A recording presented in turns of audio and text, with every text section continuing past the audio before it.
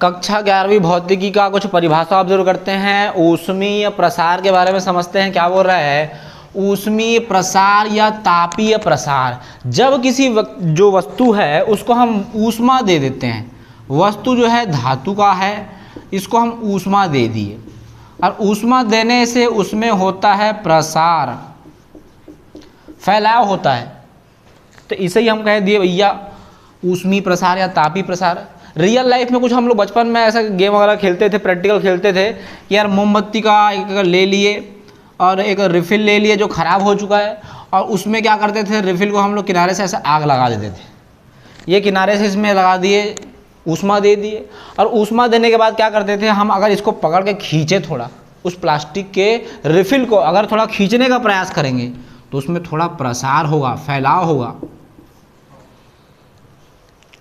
कुछ लोग इसको तुरंत पकड़ देते हैं, फैलाव कर देते हैं, फिर उनके हाथ में इधर फैलाव हो जाता है, जल जाता है हाथ, प्रैक्टिकल वहीं पे ख़त्म हो जाता है, हाथ में सूजन फोड़ा वगैरह हो जाता है। बच के रहना, इस तरह के प्रयोग घर में ना करें। आगे बढ़ते हैं, ठोसों में प्रसार। तो ठोसों में प्रसार को 3 भागों में बांटा गया है, एक एक करके सभी के बारे में बात करते हैं। पहला आता है रेखीय प्रसार।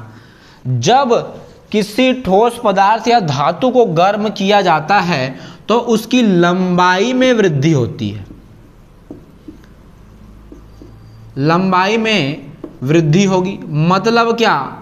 लंबाई में वृद्धि मतलब क्या यार, ये ऐसा एक हम धातु का टुकड़ा ले लिए हैं, अब इसको गर्म कर दिया गया, लोहे का टुकड़ा है, गर्म कर दिया गया, हथौड़े से बल लगाएंगे और इसी डायरेक्शन पे लंबाई के अनुदिश थोड़ा फैलाव होगा, प्रसार होगा, इसे हम कह देते हैं रेखीय प्रसार।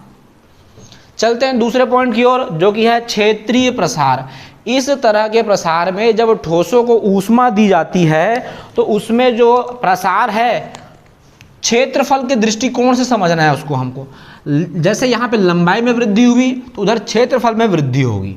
जैसे कि ये एक लोहे का बना हुआ प्लेट ले लिए जिसमें हम देख पा रहे हैं इसकी लंबाई भी है और चौड़ाई भी है। अब गर्म कर देंगे, गर्म करके हथौड़े से बल लगाने वाले हैं, तो जब बल लगाएंगे तो भैया ये सभी डायरेक्शन पे इसका प्रसार हमको दिखाई देगा।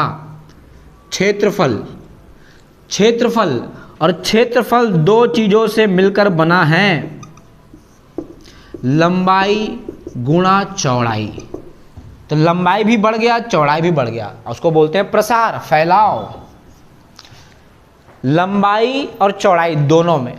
तो ऐसा पदार्थ या ऐसी धातु जिसको गर्म करने से उसके क्षेत्रफल में वृद्धि होती है उसे क्षेत्रीय प्रसार गुणांक कहते हैं, क्षेत्रीय प्रसार कहते हैं। तो क्षेत्रफल मतलब लंबाई में भी और चौड़ाई में भी परिवर्तन देखने को मिलेगा। ये थी कहानी।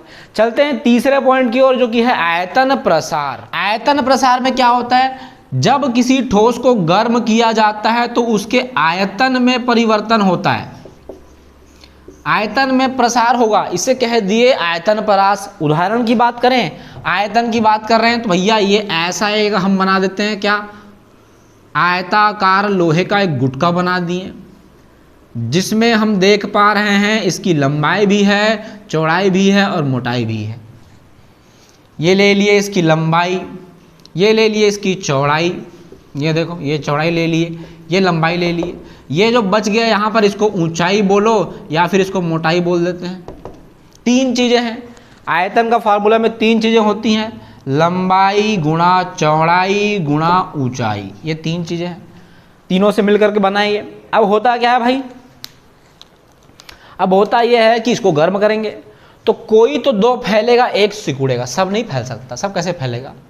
एग्जाम्पल के लिए तुम सोचो, इसी को सोचो, ये लोहे का जो प्लेट था इसका लंबाई बढ़ा है, चौड़ाई बढ़ा है।